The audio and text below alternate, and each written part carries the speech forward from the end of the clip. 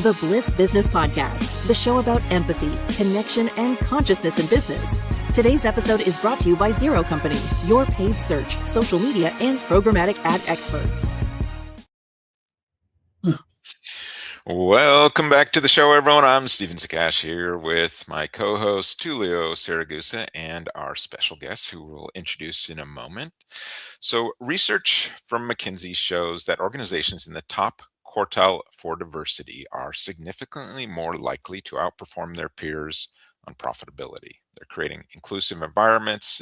It's not just a moral initiative, it is actually a business imperative that influences innovation, retention, long-term growth, and many other things. And today we are exploring what it means to foster a culture of inclusivity and how leaders can move from good intentions to meaningful everyday actions. And Tulio, introduce our special guest today. My pleasure. Our guest today is Fredric Abramson.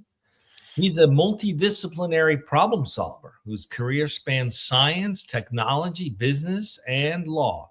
Trained in mathematical biology and genetics, he was an early pioneer in applying data and decision systems to healthcare, including work that would now be considered among the first big data analysis.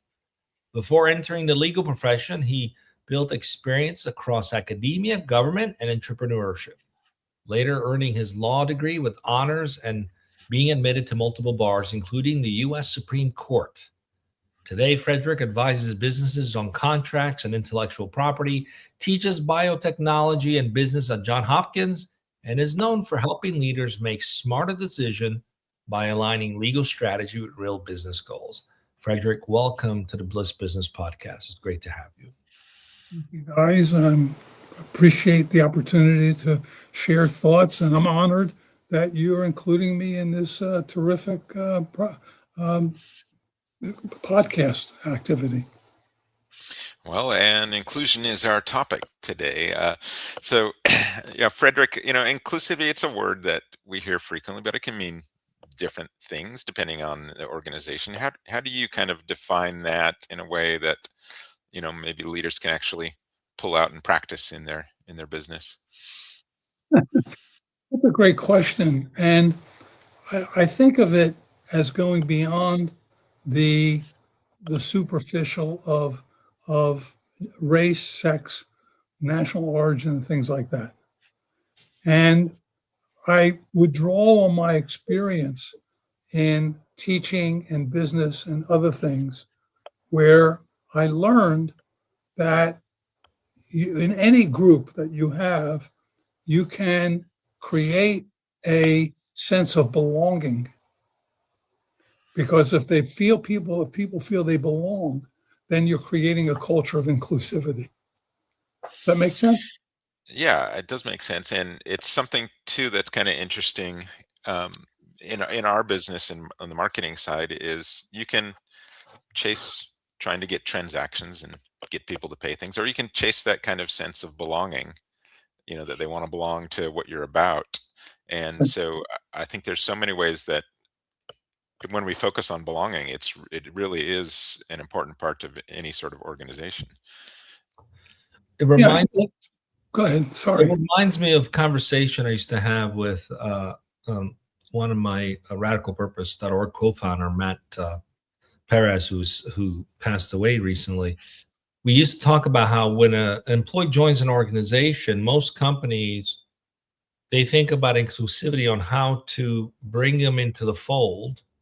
And we would have conversation about anytime someone joins the organization changes and evolves with each person because they bring in their own version of something. And really what being inclusive is about being expansive. So, the question I have for you is, you've had experience across all spectrums of life, academia, government, business. Where do you see leaders most commonly fall short when trying to create inclusive environments? And what is the impact that this has on their teams? That's a wonderful question. And I think it is that many times people think that if you bring in a person that's different Y than the X's that are in your group, that you're being inclusive. But I think that that's not inclusivity. That's really a starting point, but it isn't the end point. And the issue is, how do you behave with people? How do you engage them? How do you create a culture in which you reward honesty and integrity and promote the ability to collaborate without harsh judgments and blame? That makes sense?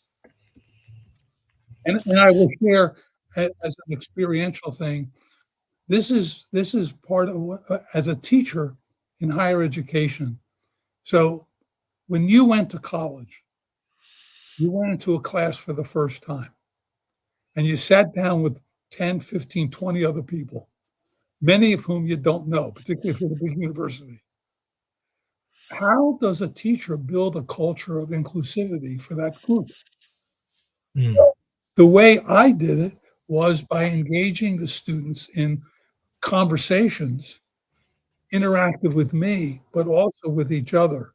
So, for example, I would assign readings, and then I would, in the beginning of a class, I would say, Mr.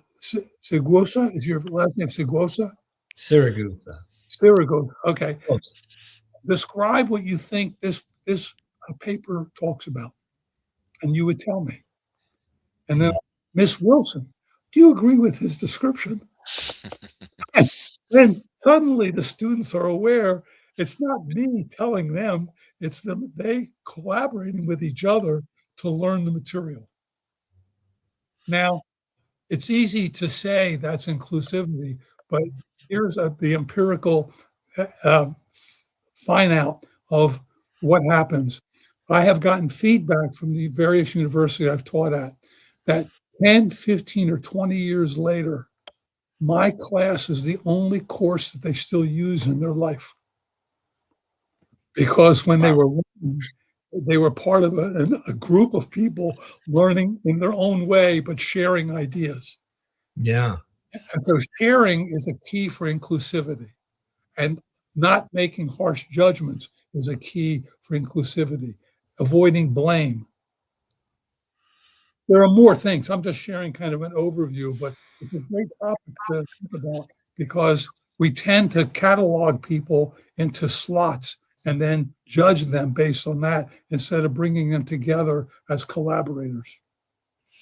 I love the description as collaborators. I strongly support that. The idea of collaborating creates intimacy. And unfortunately, a lot of companies are so focused on compliance and following processes and standards that only a few people decide, right?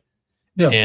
And then because they took into consideration various thoughts or ideas, they created something, a few people created something for everyone that they think is inclusive without actually getting the input or the collaboration from the majority of the people. And so, like, what behaviors from leaders immediately signal whether inclusion is real? Like, what should people look for? Because I'm sure people listening, maybe even looking for a job or new to the market, and a company might be talking about how inclusive they are. And it sounds great on paper, but then, like, there's always that telltale sign of what is real and what isn't. What are the immediate signals that where it's like inclusion is real? What are the key things we should be looking for in companies?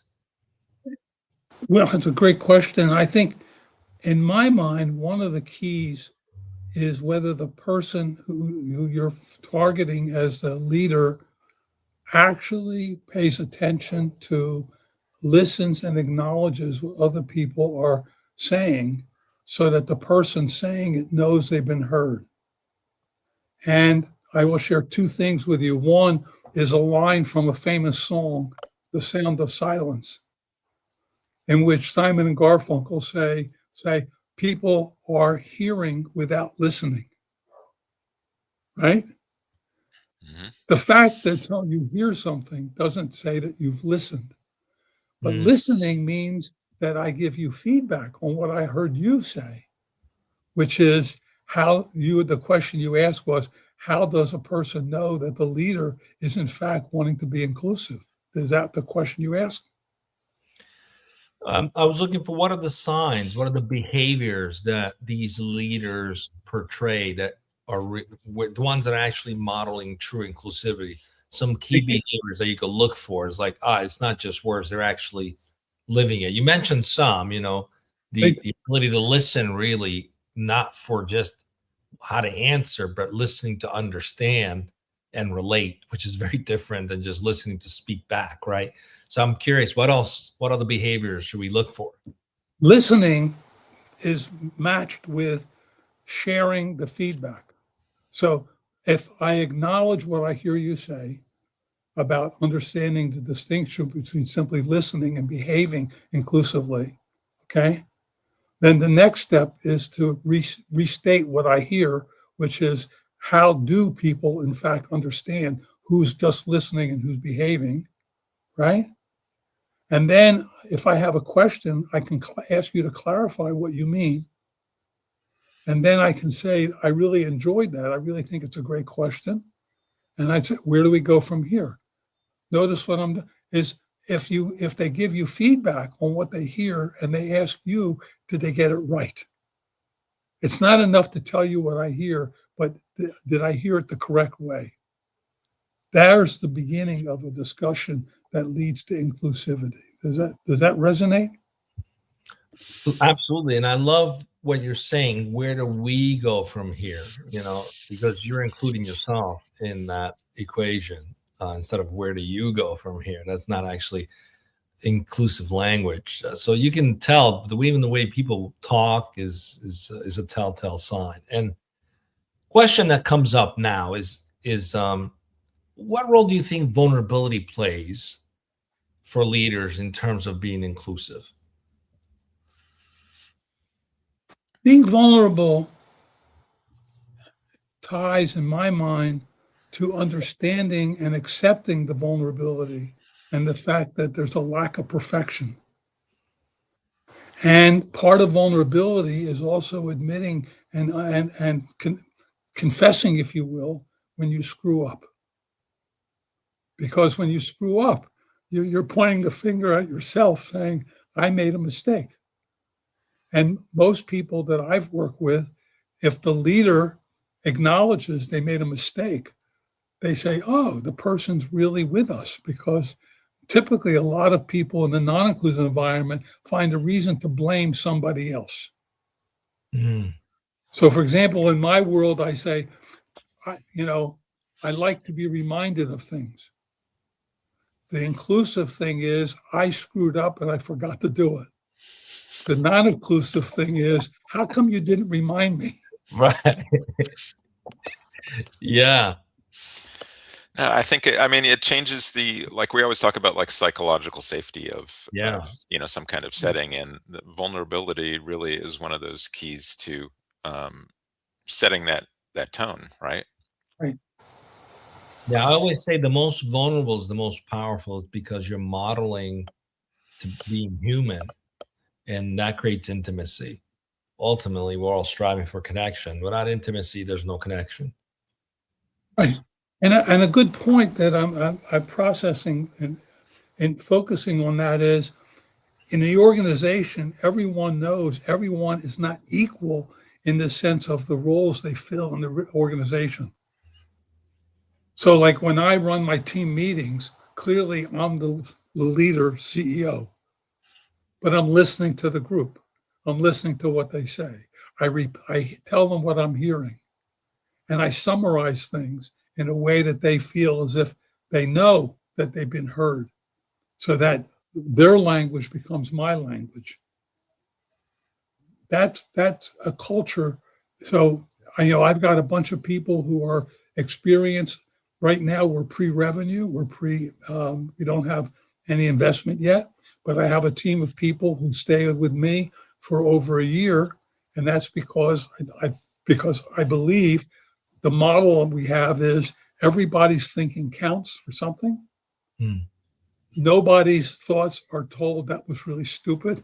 Why'd you do that? Because the value is in expressing the thought and then being able to summarize and encapsulate what people are sharing and saying, let's talk about this some more the next time or go to the next level. So it points to the future as well as the present. I like the example you gave earlier when teaching a class and getting people involved. And to me, I think this is where these little sort of practices, and habits and things like that, when we can kind of systemize those, as we kind of talked about, this is like can we systemize this as a kindness or something that consistently creates inclusivity? Do you have any other ideas on sort of systems that kind of support inclusivity? Well, yeah, I'm going to go out on a limb here because I focus on creating what I call wellness DNA, wellness genetics models. And I tested this out with people. So imagine there's a gene for not learning from mistakes. And I've asked people in HR, what would you do if you hired an employee who genetically doesn't learn from mistakes? And they say, what do you mean? I say, well, what do we call a kid who doesn't learn from mistakes? I'll ask either of you to share what you think. I'll give you my answer, but what do you think we call a kid who doesn't learn from mistakes? The word starts with an S. Yeah, stupid. Exactly. Yeah. Yeah. But when I tested this out. I mean, assuming they have no learning disabilities. Yes. Yeah. But the father of a kid, young kid, tested positive gene for not learning from mistakes. So he goes to the teacher and he says, my son isn't stupid. He has a gene that doesn't let him learn from mistakes. You have to show him how to do it right the first time. That changed everything. Wow. Because now the teacher understood the kid wasn't just being a jerk. He truly had a problem in how he learned. And so the teacher adjusted how he taught the kid, and the kid learned. That just kind of blew my mind. I had no idea that even existed. That changes how I view yeah. So that's an actual thing. That's an actual. Yeah.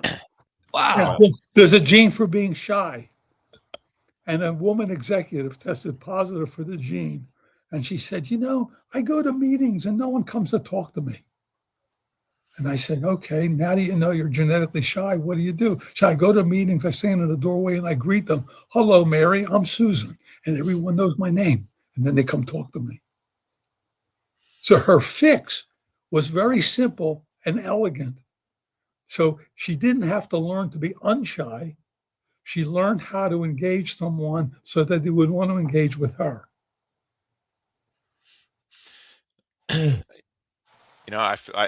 I keep thinking of like the Myers-Briggs test or the Enneagram and stuff like that, right? This is kind of where you get that little bit of self-awareness or something about your personality, and just that awareness, I think, it can change things for people. Just having that a little bit of clarity and something about how they approach life. And, we've got this tremendous neurodiversity out there. So for us to be kind of empathetic that different people have, different kind of strengths, weaknesses, and the ways of approaching things is. Well, Stephen, to validate your point, so I'm ADHD. And when I was in high school in Philadelphia, they threw me out of the academic track and told me I never go to college. But here's I had a triple F in Spanish, and I was the worst teacher the teacher ever had, and she was retiring.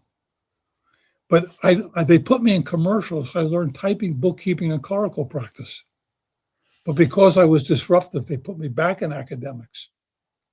Now, here's this kid not told he's not going to go to college. And I applied to 3 schools to go to college: Penn State, Penn State Drexel, and the University of Pennsylvania. And the University of Pennsylvania took me. You have to think about that. Why would Penn take a kid who his career is solely screwed up? But I continued my wonderful trajectory by failing 6 of my first 10 classes. And the school told me, take a year off and grow up. At When I least you were came, consistent, Frederic. You were right. consistent. But when I came back, they told me you're on probation for 2 semesters, but I was on probation for 7 semesters because the faculty kept watching me and they saw in me things that I didn't see, and that kept me moving along. And that's part of inclusivity, is when you know that somebody has a talent, how do you help guide them to the future that they can achieve? As opposed to just saying, you're on your own, happy sailing. So when I graduated Penn, the faculty told me, take 3 courses in the summer, get a B or better, and you're out of here. And I decided I want to go to graduate school. And the chairman of the Department of Biology called me in and said, why do you want to go to grad school? I said, I don't want to go to Vietnam. He said, it's a good reason.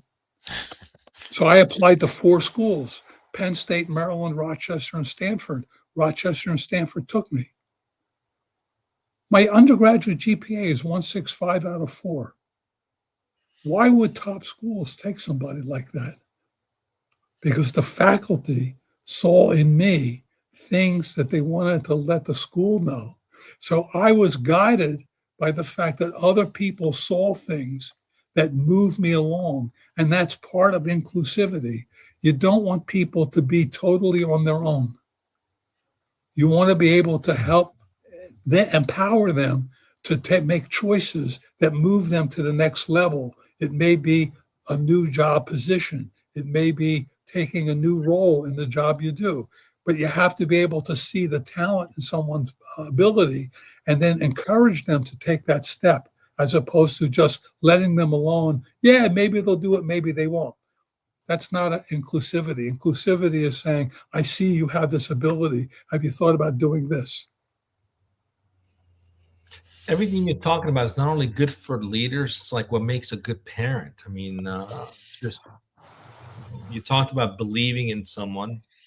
Mm-hmm. And there's been study done that showcase the impact that has on someone's ability to be successful, whether you believe in them or not, which is how many leaders actually shoot themselves in the foot because they start questioning people instead of believing them and supporting them. But it really reframes the whole idea of seeing beyond the measurable results of someone. But you had to have embodied something that made them want to do that too. Would you? I mean, that'd probably be difficult to do if someone was arrogant, for example, right? To give someone a shot if they're arrogant. Did you have like humility? Was there something that made them want to, be attracted to supporting you? And this is on the other side of it, right? For those who might be listening, we're like, how do I get people to see me? I struggle with some of these things. How do I get them to see me? Was there some kind of trait or character that you embody that helped them want to overlook the grades and still believe in you? I'm just curious. That's a great question. And I think the answer is what the chairman of biology said to me when I asked him for a recommendation. He said, we've been watching you. What? He said, you will make a statement in class that our best graduate student won't understand. And 5 minutes later, you make a statement in class that's so cosmically stupid, we don't understand how the same person could say both of them. But it's the first one that counts.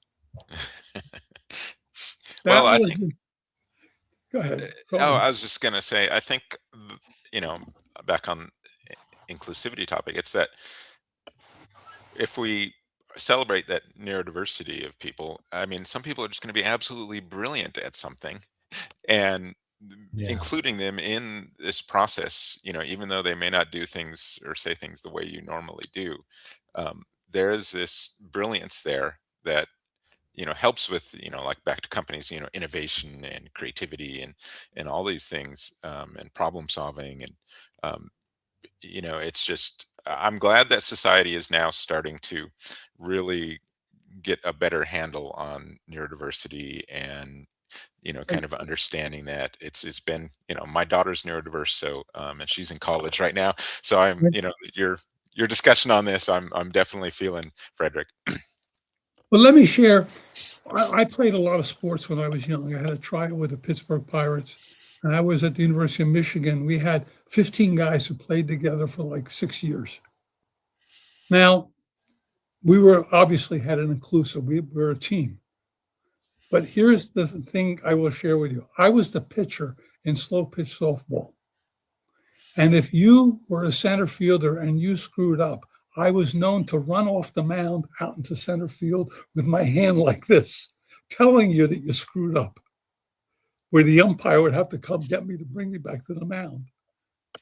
Now, what I'm sharing is the guys on the team knew that if you screwed up, I was going to call it. But it wasn't personal. It wasn't that you were bad. It was, I want you to be a better player. You screwed up. And that's why when we played ball, we used to win at everything, because we had a view that everybody had a chance to play every time. We had 15 guys, and the rule was everybody had to play in every game, even though we had all-stars. And the all-stars had to come out and sit on the bench when it was their turn. And in fact, one guy, he was told, you have to come out. He said, I'm too good. And we said, that's it. Don't come back anymore, because that's not part of our culture. So inclusivity doesn't ignore critique. It doesn't ignore the desire to excel. It doesn't ignore the fact that people who are at the lower end of the skill set can't have a chance to perform. And that's what made the team great. And that's, I think, part of what inclusivity is. When everybody has a chance to be involved, in a time of crisis, you'll be amazed. The people at the bottom of the list are often the ones who come through and solve the problem for you and make the difference. I want to go into our question about the role purpose plays in being committed to this kind of way of being. But before we do that, we have a question from the audience. So let's see if we can get you to answer this question here. Fredric, this is from LinkedIn. Can you share with us about the nonprofit work that you're doing? Yes. Someone who knows you. We want to hear about the nonprofit work a little bit. Okay. The nonprofit is a revival of a nonprofit called Fresh Start Science. And the purpose of it is to give young single mothers who are stuck in life and victimized insight into who they are as people, focusing on traits that we value so they could begin building a life. And the example that got me back into this was on a discussion on Alignable. This coach said to me, what could you tell a young woman that would break through the barriers of her lack of self-worth and just feeling exploited and victimized? I said, suppose we said her DNA is a good match for Beethoven and Mozart. And she said that will get her attention. And by the way, using AI, ChatGPT identified 14 different genes that Mozart and Beethoven were likely to have, which translated into their musical genius. Sometimes it's not you. I'm sorry? Sometimes it's not that you're broken. It's just you. There's people who don't match up to who you need to be with, and there's a lot of people that would benefit from knowing that instead of blaming themselves. That's a very powerful work you're doing.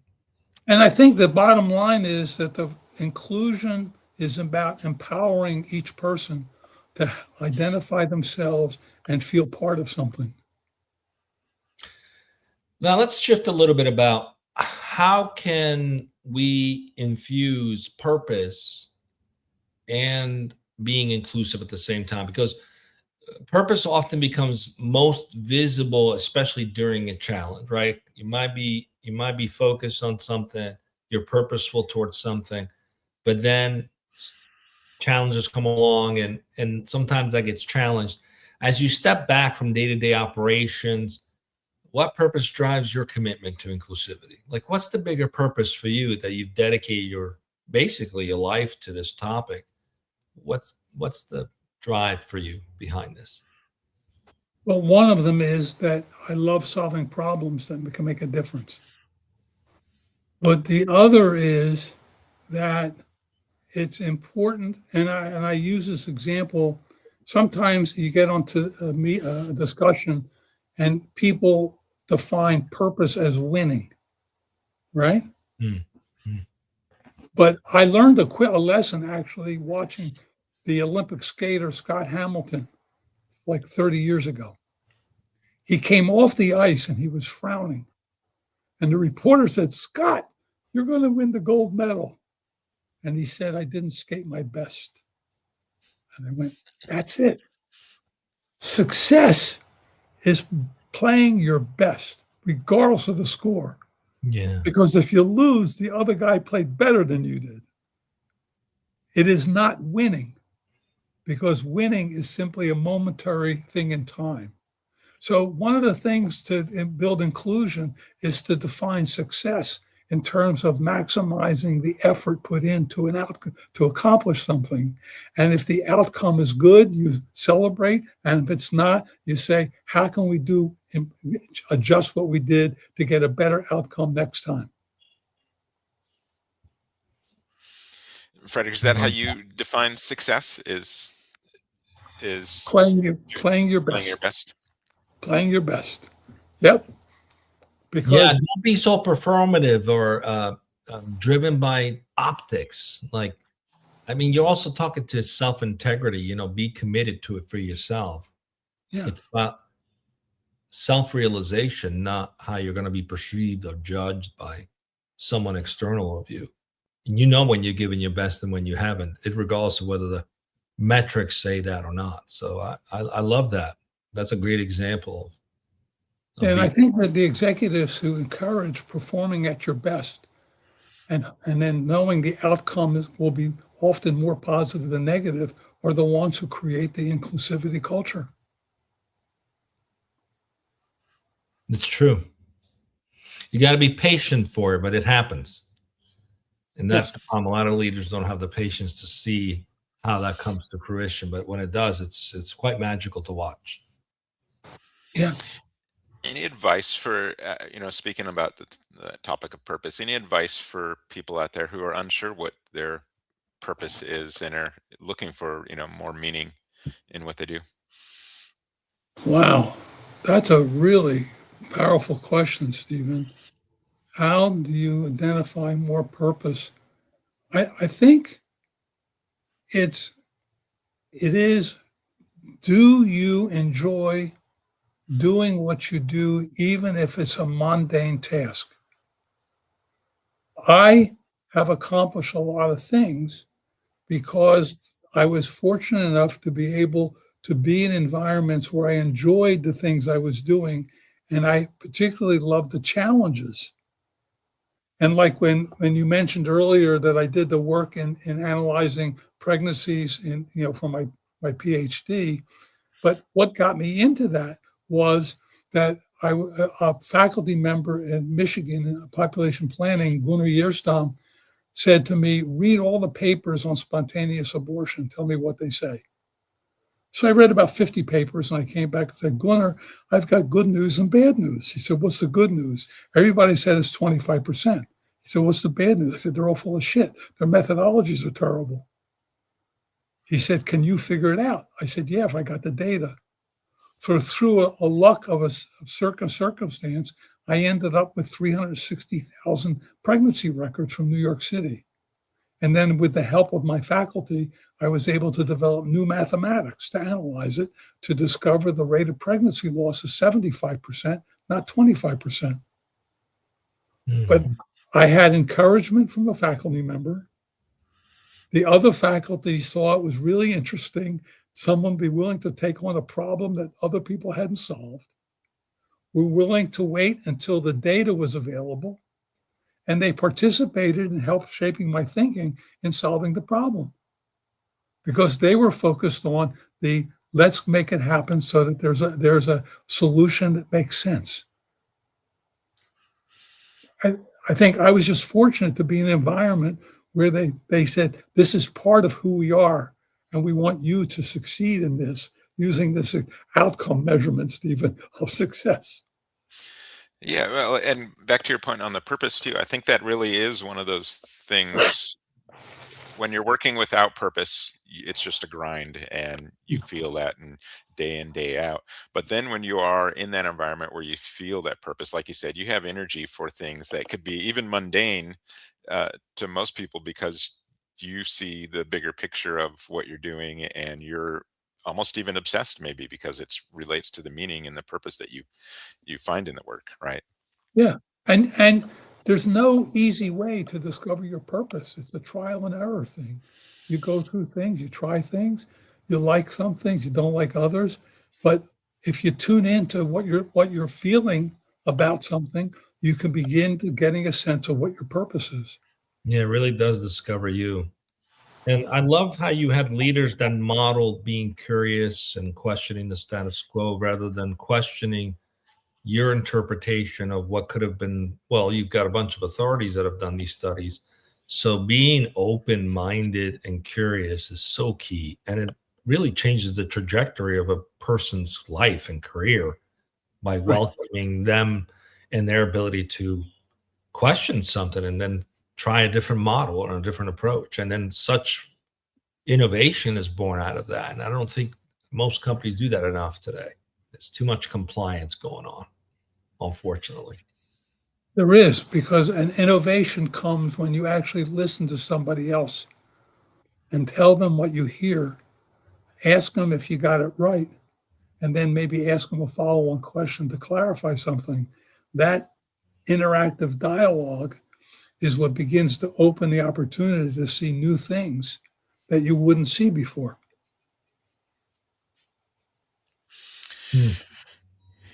One question we ask a lot of a lot of the CEOs that come on will ask, what role does love play in business? I'm curious on your thoughts on that, or on what role love plays in your work, either of those or both. Well, if we want to keep love narrowly focused to a relationship between two people, there's nowhere you can go with that.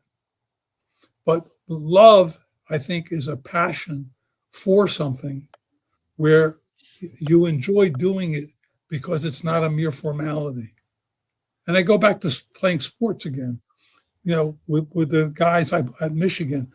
Imagine 15 guys getting together every Saturday and Sunday to play ball all year round. It wasn't because they wanted to get out of the house. It was because each one loved being out there on the field to play and to be part of something that was more than just them. And they loved the idea of being coherent and being able to excel as well, because the love translated into excellence.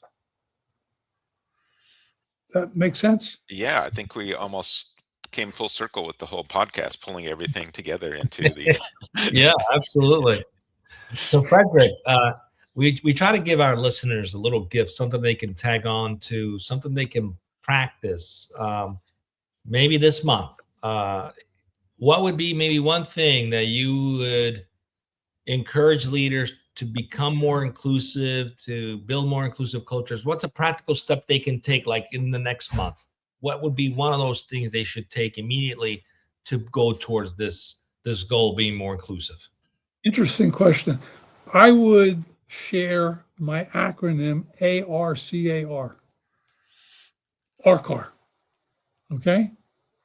Because ARCAR is the shorthand of the interaction in a conversation with people.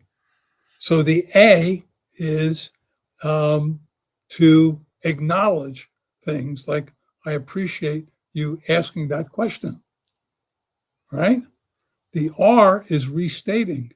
So you're asking me, what could a CEO or a leader learn that they could put into play now that they could begin doing, right? The C is the clarification. When you use the word leader, are you want to limit that to leader, or would you limit it and say it could be anybody in the organization?